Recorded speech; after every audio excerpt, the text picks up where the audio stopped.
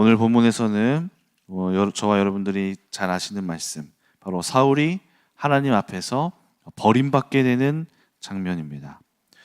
사울은 오늘 본문을 보니까 아말렉 전쟁에서 또 하나님께 명령을 받았습니다. 그런데 그 전쟁을 승리로 마치고 돌아왔음에도 불구하고 그가 하나님 앞에서 버림받게 되는 장면을 우리는 보고 있습니다.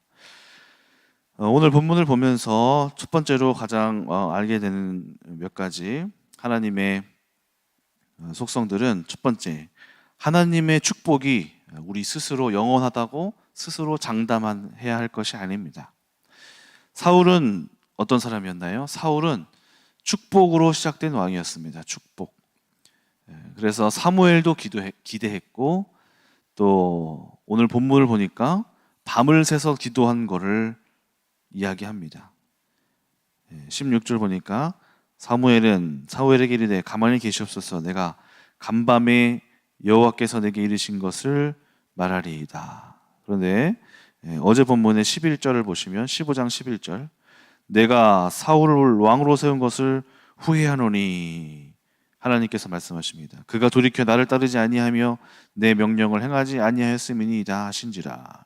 그러니까 어떻게 하죠? 사무엘이 근심하여 온 밤을 여호와께 부르짖으니라. 사무엘이 지금 사울을 위하여 기도하고 있죠. 근심하여서 사울을 기억하고 있는 것이죠.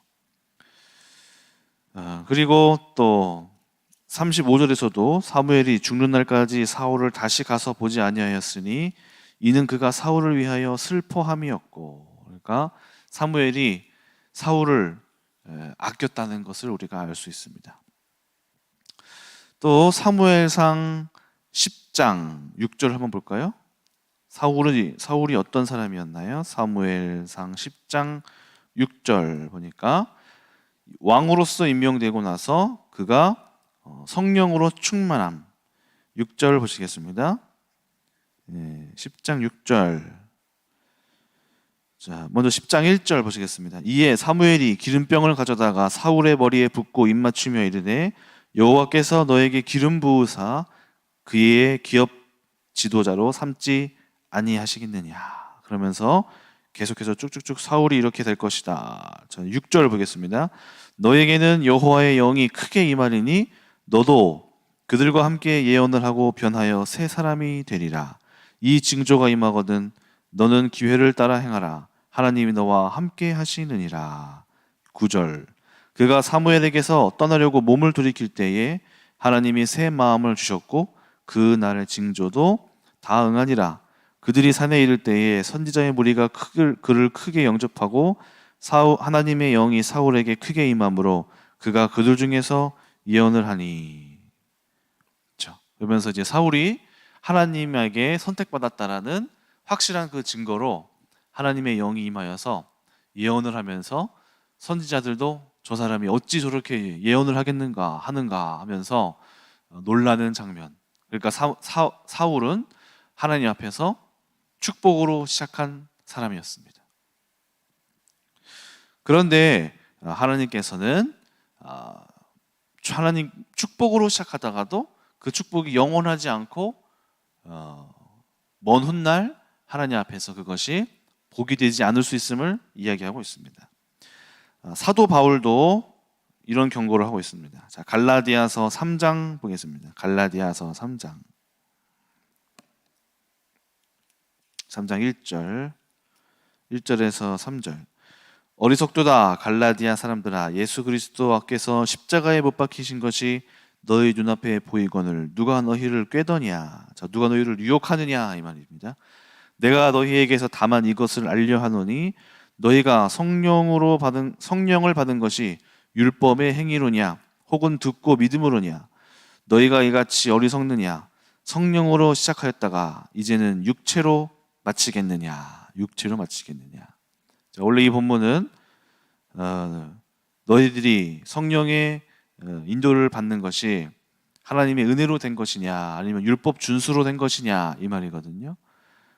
그러니까 성령으로 은혜를 받았는데 점점 갈라디아 사람들이 율법 준수를 하게 되는 모습으로 자꾸 변하고 있는 거예요. 율법을 다시 준수하려고 잡아가고 있는 거예요. 은혜로 시작한 것을 자꾸 자기 인간의 육체의 한계로 스스로 돌아가고 있는 모습을 지적하는 것이죠. 저는 이 말씀이 또 인간의 성령으로 시작하였다가 육체로 마치겠느냐라는 말이 또 율법 준수로 마치겠느냐라는 말도 있지만은 제 마음속에는 또 다르게 해석되는 것이 성령으로 은혜롭게 시작하였다가 인간의 본 모습으로 돌아오게 되는 그런 연약함으로 너희들이 마칠 수 있음을 사도 바울이 경고하고 있다고 보여집니다. 또 예수님께서도 뭐라고 말씀하시죠? 너희가 시험에 들지 않게 기도하라. 마음에는 원이로되 육신이 약하도다. 이렇게 얘기합니다. 마음은 원이지만 육신이 약하니 깨어 기도하라.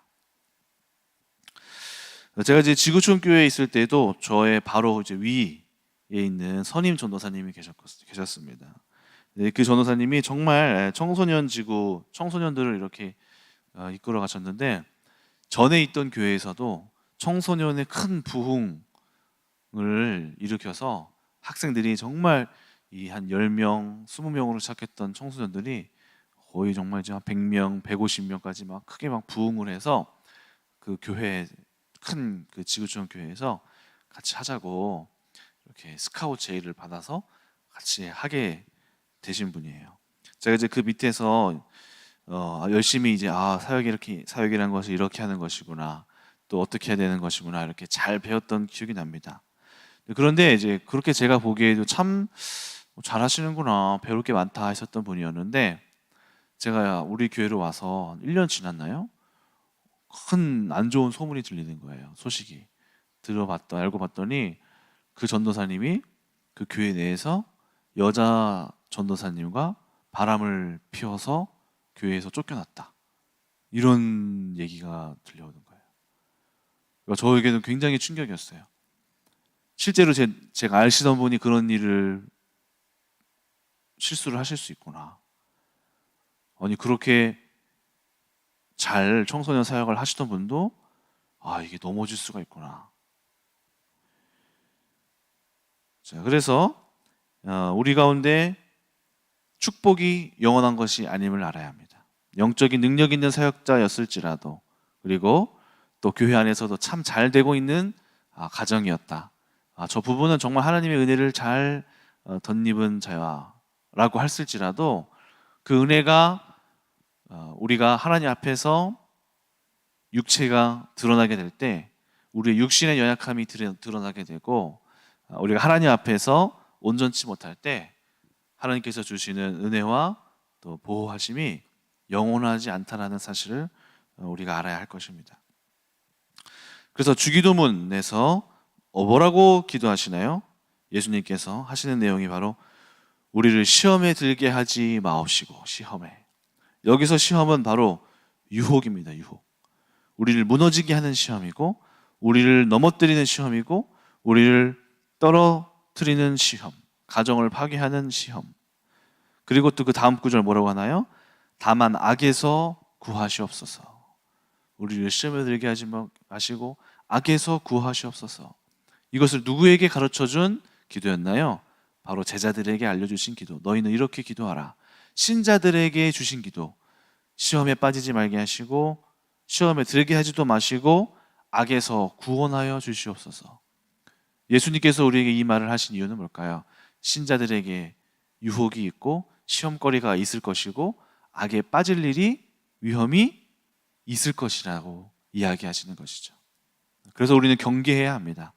특히 신자들에게 이 사단이 가장 많이 유혹하고 또 우리의 영적인 영역의 삶의 영역에 평안히 갈 날이 아니라 반드시 우리를 넘어뜨리고 시험에 들게 만들고 넘어뜨리고 악에 빠지게 하는 자가 있음을 우리가 기억해야 할 것이죠. 그래서 아담과 하와도 그냥 혼자서 둘이 행복하게 살면 될 것인데 뱀이 있어서 그들의 평화를 빼앗아간 것을 기억해야 할 것입니다. 누가복음 22장을 한번 찾아보겠습니다. 누가복음 22장. 31절, 누가복음 22장 31절. 예수님께서 경고하십니다. 누가복음 22장 31절. 시몬아 시몬아 보라, 사탄이 너희를 밀가부르듯 하려고 요구하고 있다. 그렇죠? 뭐라고 하나요? 예수님께서도 베드로가 넘어지지 않기 위하여서 말씀하시는데, 경고하시는데, 시몬아 시몬아 보라, 사탄이 너희를 밀가부르듯 하려고 요구하였으나. 사탄이 어떻게 한대요? 밀가부르듯 하려고, 밀 털 때 완전히 자기 마음대로 탁탁 쳐버리는 것처럼 사탄이 베드로를 가지고 자기 마음대로 좌지우지하려고 이렇게 준비 중에 하고 있다라고 예수님께서도 경고하고 계십니다. 그런데 하나님께서 우리에게 놀라운 또 은혜를 주십니다. 바로 그 다음 절 32절입니다. 32절. 그러나 내가 너를 위하여 믿음이 떨어지지 않기를 기도하였으니 너는 돌이킨 후에 너의 형제를 굳게 하라. 자, 무엇이 성도들을 보호할 수 있게 하나요? 그것은 바로 중보기도의 힘입니다. 중보기도. 예수님께서 뭐라고 말씀하시나요? 사단이 너를 유혹하려고 하고 있으나 내가 너를 위하여 너의 믿음이 떨어지지 않기를 기도하였노니 너는 돌이킨 후에 너의 형제를 굳게 하라. 바로 중보기도의 능력입니다. 중보기도는 악의 시험을 받을 수 있으나 끝내 이기게 하십니다. 중보기도는 하나님을 향하여서 강력하게 부르짖어 중보하게 하는 능력을 가지고 있습니다. 사도행전 12장을 보니까 베드로가 옥에 갇혀서 나왔을 때 그가 밤에 꿈꾼 것처럼 말도 안 되게 감옥에서 나오는 장면을 보게 됩니다. 근데 그가 감옥에서 나왔더니 뭐 하고 있었나요? 감옥에 갇힌 베드로를 위하여서 온 교회의 성도들이 모여 기도하고 있더라. 바로 중보기도의 능력입니다. 중보기도의 능력. 중보기도의 능력은 악에서 구원하는 능력을 가지고 있습니다. 시험에 빠진 자를 구원하는 능력을 가지고 있습니다. 시험에 들지라도 다시 이길 수 있게 나오게 하는 힘을 가지고 있는 것입니다. 여러분, 사무엘의 중보기도를 기억하시나요? 사무엘이 어떤 말씀을 하나요? 내가 백성들을 위하여 기도를 쉬는 죄를 짓지 말게 하소서. 여기서 중요한 게 무엇이죠? 내가 기도하기를 쉬는 죄 앞에 내가 너희를 위하여 기도하기를. 그냥 나 혼자 나의 기도를 하려고 하는 죄를 짓지 말게 하소서. 기도하기를 쉬는 죄를 짓지 말게 하소서 한 게 아니라 너희를 위하여 기도하기를 쉬는 죄. 그러니까 중보기도하기를 쉬는 죄를 짓지 않게 하소서. 이렇게 기도합니다. 사무엘은 중보기도자였습니다. 그러니까 이 이스라엘이 어떤 나라가 됐었나요? 사무엘의 기도가 있었기 때문에 그가 통치하던 시기에는 이스라엘이 평안했었습니다. 그러니까 중보기도의 힘. 자, 그래서 우리는 어떻게 해야 되나요? 바로 중보기도해야 합니다. 중보기도. 이번 주에 있을 6월 4일 임지식을 위해서 시험에 드는 자가 없도록 중보기도해야 됩니다. 제가 몇 가지 소식들이 들려오고 있는데, 이제 옷을 맞추고 이런 사소한 일부터 한복을 맞추고 뭐 어디 나오고 연습하고 그 안에서 벌어지는 찬양도 연습하고 여러 가지 과정, 사소한 거에서 싸움이 일어나고 부부간의 다툼이 일어나고 시험이 생깁니다. 그러니까 이를 위하여서 시험에 들지 않도록 기도해야 합니다. 시험에 들지 않도록. 또 교회 안에서 벌어지고 있는 수많은 이 공동체 안에서는 반드시 문제가 일어나게 되어 있습니다. 공동체를 위하여서 반드시 여러분들이 기도해야 하는 것입니다. 또 제일 중요한 것은 여러분, 목회자들을 위해서 기도해야 된다. 목회자. 사단이 가장 노리고 있는 사람 누굴까요? 저 사람만 노리면 이 교회는 무너질 수 있어. 바로 목회자들이죠.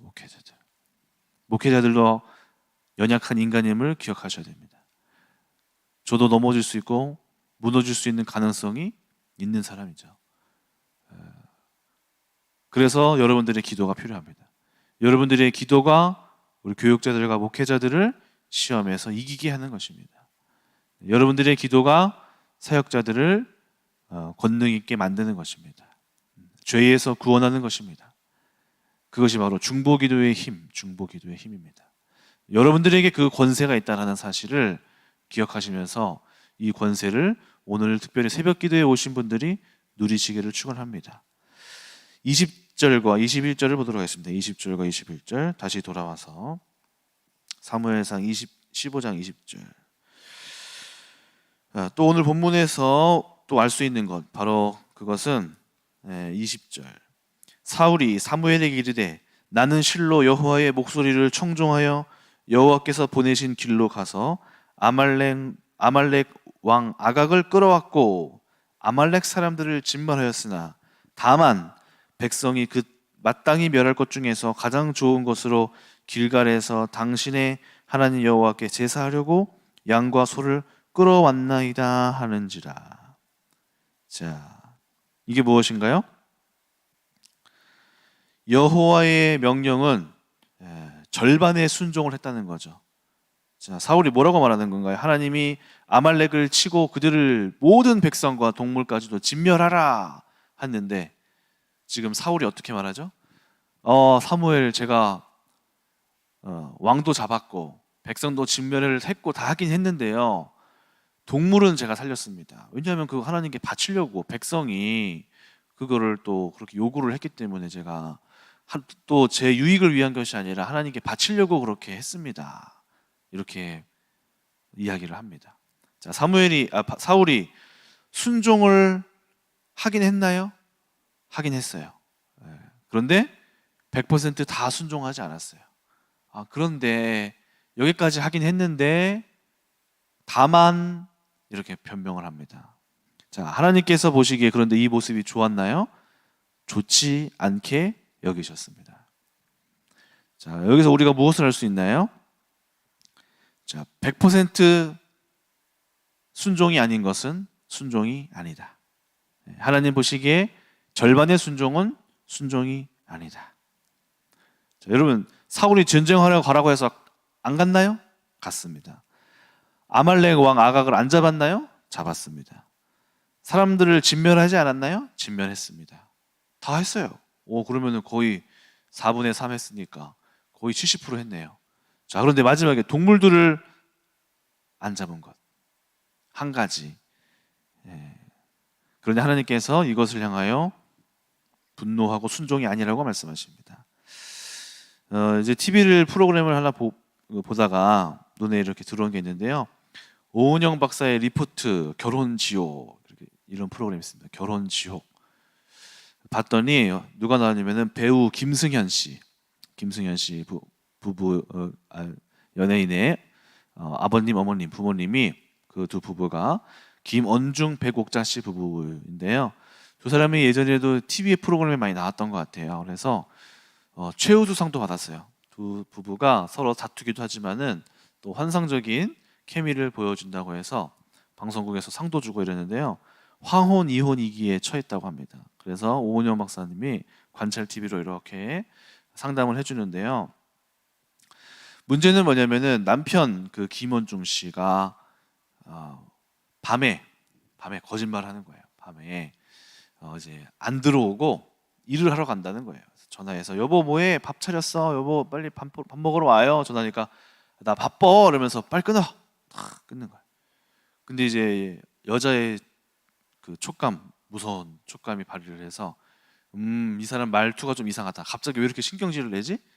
뭔가 문제가 있네 해서 공장을 정말 찾아가요. 밤샌다고 나 오늘 밤샐 거야 이랬거든요. 그래서 쫓아가 봤더니 공장에는 불이 다 켜져 있고 아무도 없어요. 그래서 옆 공장 가봤더니 옆 공장에도 어떤 비어 있어요. 친한 사람.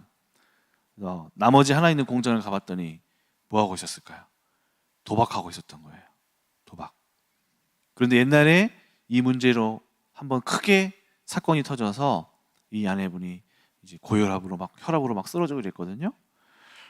그랬더니 이제 현장을 잡았잖아요. 그래서 이 아내분이 막 물건도 던지면서 내가 이 인간을 하면서 정말 하면서 쓰러지는 거예요. 고혈압이 올라서 쓰러지고 119에 실려가서 촬영이 중단됐어요. 그랬더니 이 남편은 계속하는 변명이 뭐냐면은 아니 내가 이거 안 한 거야. 옛날처럼 안 했어.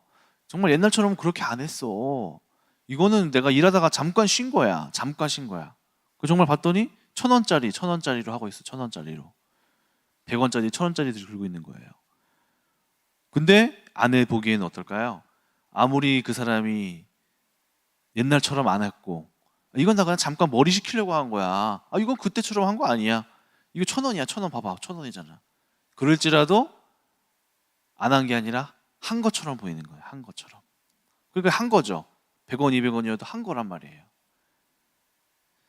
자, 100%안 했을지라도 1%만 어겨도 그것이 지켜진 것이 아닌 것입니다. 앤디 스탠리의 인생 대질문이라는 것에서 앤디 스탠리가 인생 대질문이라는 책에서 이렇게 얘기합니다. 인간의 합리성 그리고 인간의 자기 기만. 운동을 해야 하지만 나도 휴식이 필요해 라는 말을 스스로에게 하면서 수차례 운동을 빼먹었고, 스스로에게 계속 이렇게 반복되는 문제에 대해서 누가 다치는 것도 아니잖아. 딱 한 번인데, 야, 내가 이거 일주일 동안 끊었었어. 조심하면 되지. 내가 알아서 해. 난 마음만 먹으면 언제든지 끊을 수 있어.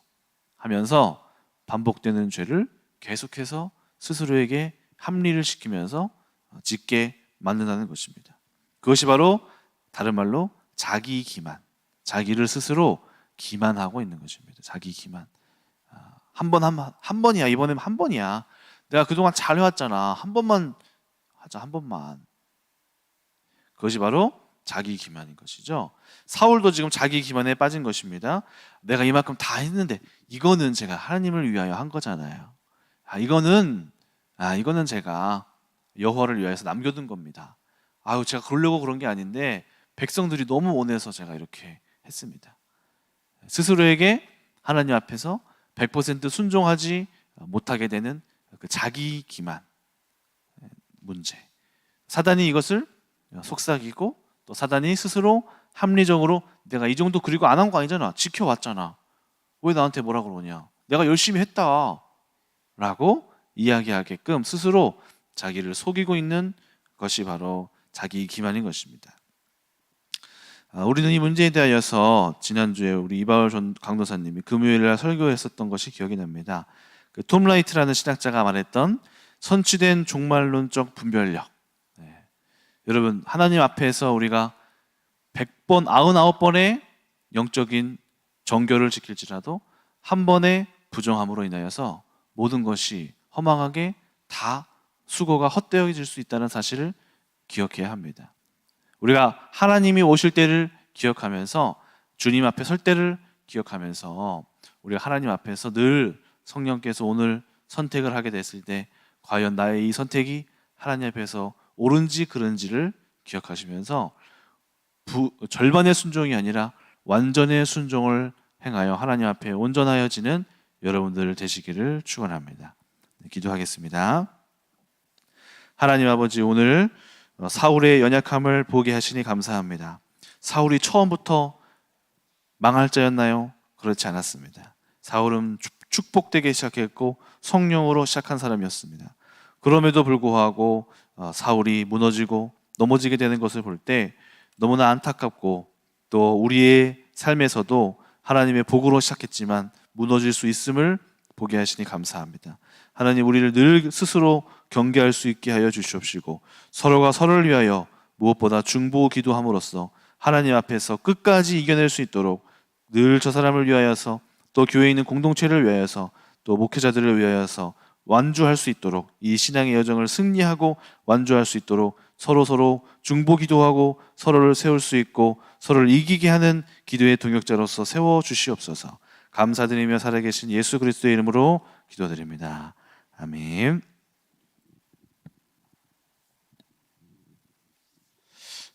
사울에 대한 이야기가 이제 오늘로 마무리되는데, 영으로 시작했다가 육으로 돌아가는 것, 왜 돌아갈 것 같아요? 아마 제가 볼 때는 교만. 왜냐면 처음엔 작다가 작아서 영광으로 언약으로 시작해. 근데 환경이 바뀌어. 자기가 잘났고 훌륭해지고 왕이 되고 하다 보니까는 이 중심축이 바뀌는 거야. 다시 말하면 하나님의 영적인 자리에서 축이 바뀌어. 이게 스탠스가 바뀐다는 거지. 자기 중심으로 교만함으로 바뀌면서 거기서부터 이제 뭐든지 이렇게 자기 입장에서 생각하면서 잘못을 하고 자기 교만함에 따라서 움직이는 거죠. 자기 중심이 되니까 축이 바뀌면서 그리고 그거를 자기 기만으로 합리화하면서 결국 몰락하는 거게 되는 거죠. 인간은 전부 다 그렇게 될 수 있어요. 저도 그렇게 될 수 있죠. 겸손히 시작했다가 교회가 부흥이 되면 자기 축으로 바뀌는 거예요. 교만해서 중심이 축이 바뀌어요. 제가 우리 성도들 장로님들도 많은 분들이 그런 경우를 많이 봤어요. 축이 바뀌어요. 그래서 항상 교만해지는 거를 경계를 해야 돼. 그럴 가능성이기 때문에 여러분도 마찬가지였어요. 사람이 그래서 바뀌어요. 처음엔 안 그랬는데 나중에 바뀐다는 거죠. 이런 부분들이 굉장히 이 교훈을 통해서 여러분 충분히 익숙하게 전달되어지고 확인됐으면 좋겠어요. 축이 있어요. 축. 자기 축. 하나님의 축이 아닌 자기 축으로 완전히 스탠스가 안 바뀌어 있어요. 스탠스를 바꿔야 돼요. 그래야 승리할 수 있습니다. 원래 그래요. 축이 그런 본질 뭐든지 꼬여버려요. 자기 축이 되면 꼬여버려. 그때부터 언밸런스가 나면서 엇박자가 나면서 목회자랑 부딪히고 영으로 부딪히면서 결국 버림받게 되는 거거든요.